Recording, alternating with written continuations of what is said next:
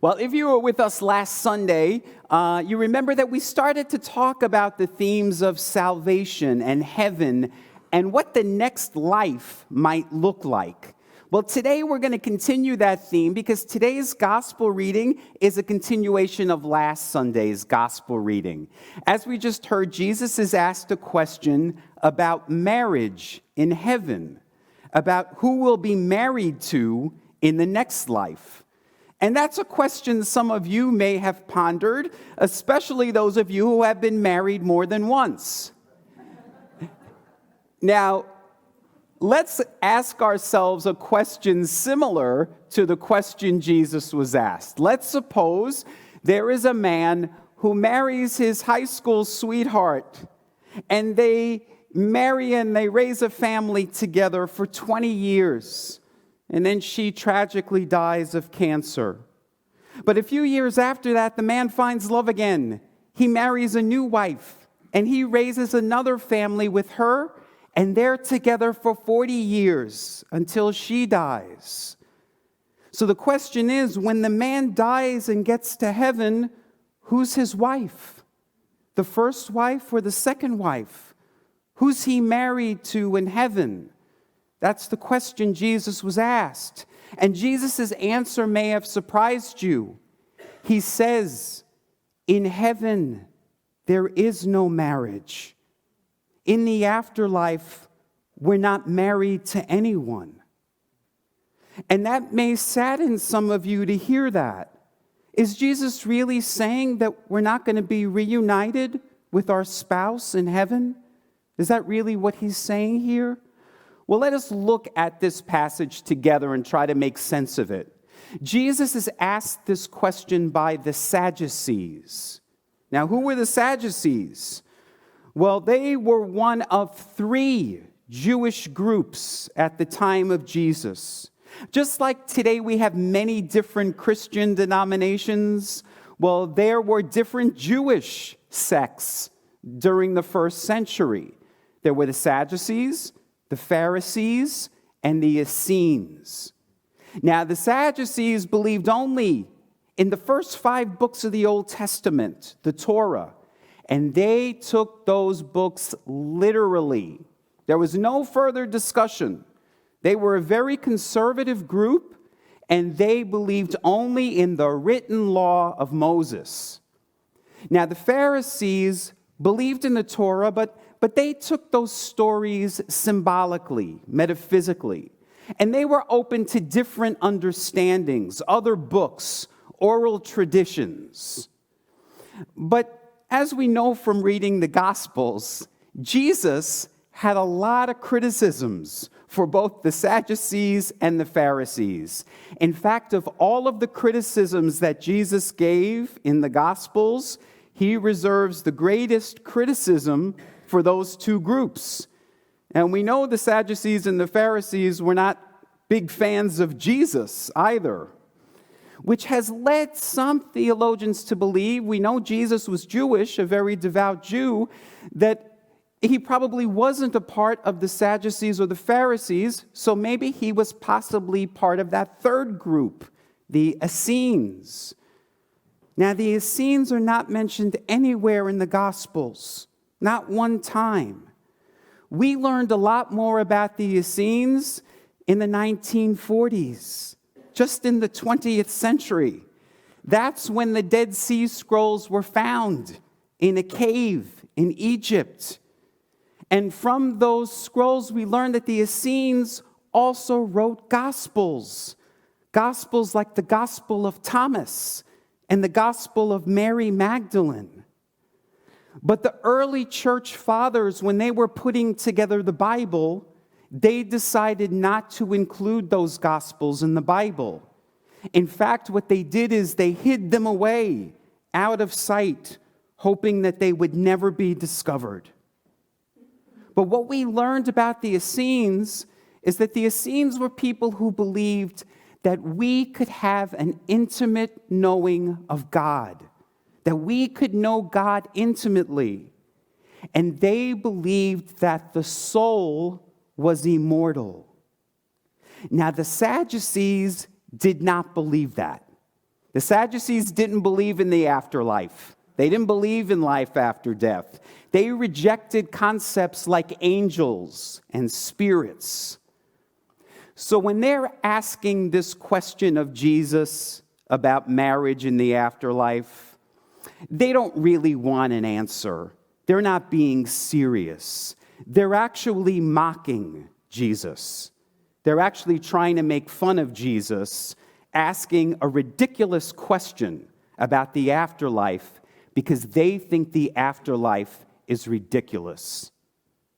But Jesus answers them brilliantly. Jesus takes their literal understanding of the Torah and he says to them, well, you all know in the book of Exodus, the story of Moses in the burning bush. And Jesus says, in that story, what did God say to Moses? God said, I am the God of Abraham, Isaac, and Jacob. Present tense. He didn't say, I was the God of Abraham, Isaac, and Jacob. He said, I am. Meaning that Abraham, Isaac, and Jacob are still alive.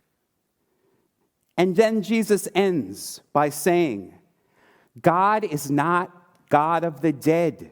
God is God of the living, for they're all still alive.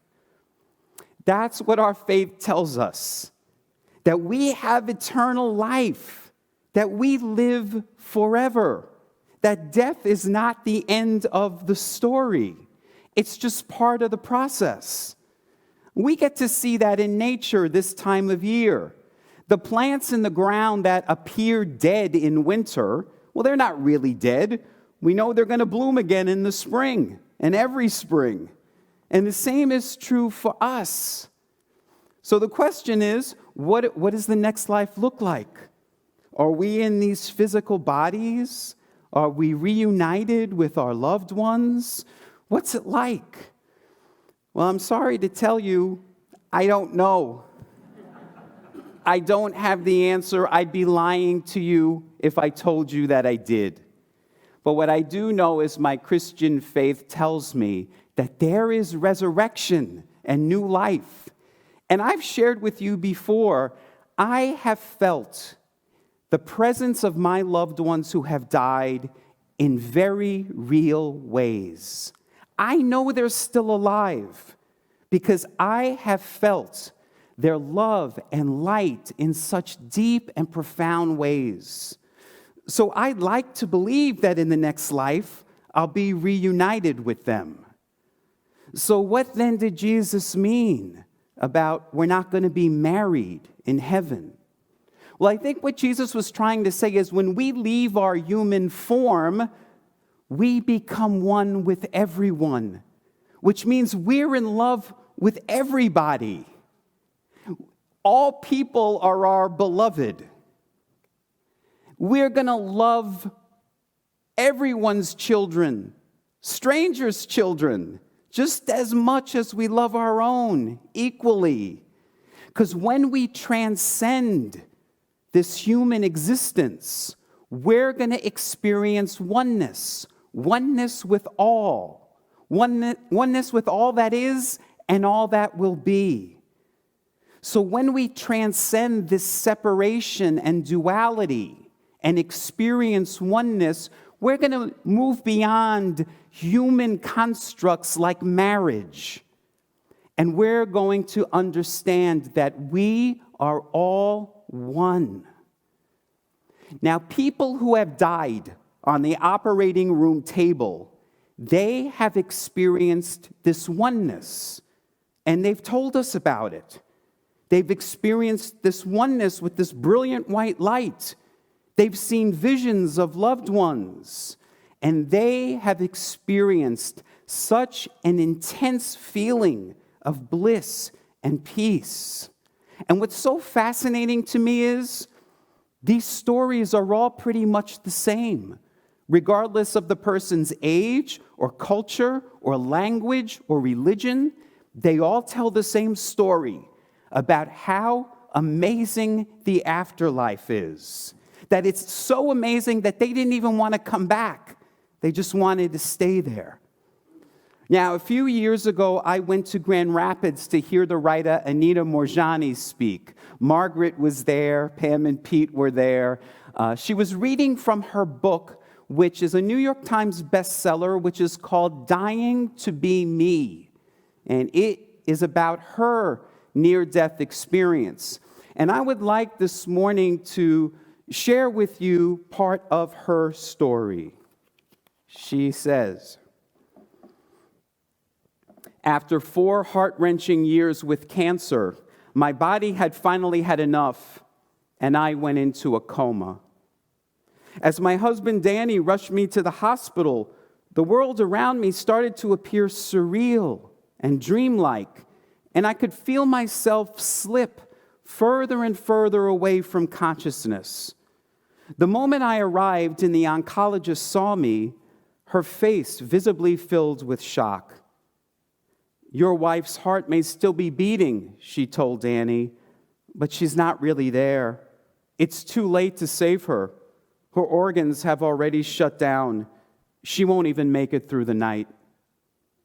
I watched as Danny's face changed to anguish, and I wanted to cry out to him, 'It's okay, darling. I'm okay. Please don't worry. Don't listen to the doctor. I actually feel great.' But I couldn't. Nothing came out. He couldn't hear me. I felt no emotional attachment to my seemingly lifeless body as it lay there on the hospital bed. I didn't feel as though it were mine. It looked far too small and insignificant to have housed what I was experiencing. I felt free, liberated, magnificent. Every pain, ache, sadness, and sorrow was gone. I felt completely unencumbered. I couldn't recall feeling this way ever before, not ever. What I can only describe as superb and glorious unconditional love surrounded me, wrapping me tight as I continued to let go. I didn't feel as though I had physically gone somewhere. It was more as though I had awakened, perhaps finally being roused from a bad dream.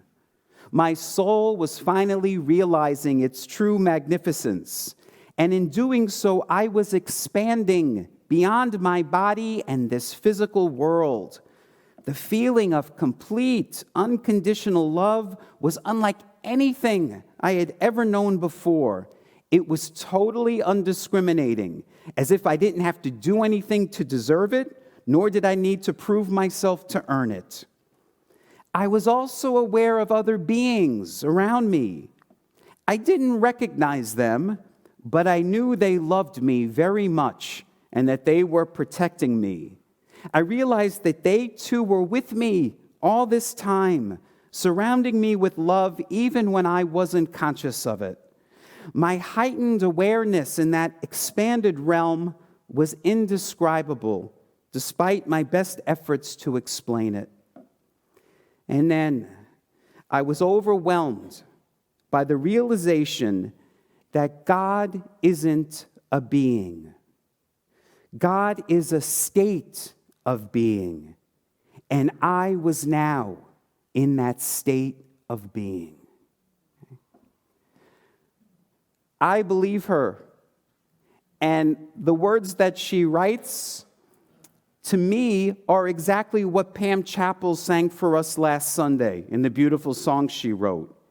If that's what dying's like, then it's wonderful. So death isn't something that we should be afraid of. Death is just part of the process. It's part of the journey of our becoming one with the One, capital O. For the Spirit of the living God is alive. Our Redeemer lives. The kingdom of heaven is within us, now and forever. Namaste.